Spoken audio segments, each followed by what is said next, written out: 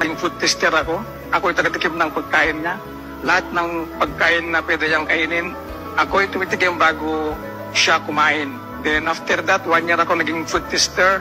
And after ng food tester ko, naging team leader ako sa kanya ng 2017 hanggang ngayon. Ang best memory ko na hindi ko kalimutan sa buong buhay ko, yung kaharap ko siya sa kainan, sa pagkainan, na siya mismo yung mag-offer sa akin ng pagkain. At sabi niya, kasi ang ulam namin ay sugpo.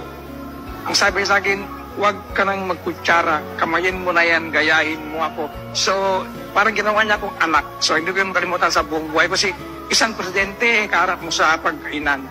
Sir, taos puso namin sasabihin sa Basic Military Training School Class 2001 Bravo, sa mga sa buhay, mga kaibigan ko, at buong Pilipino, maligayang karawan sa'yo, Sir Mayor Rodrigo Roa Duterte. Sana manatiling maging malakas ka at maging healthy pa rin ang inyong pangatawan para marami pa rin taon na darating sa'yo na karawan.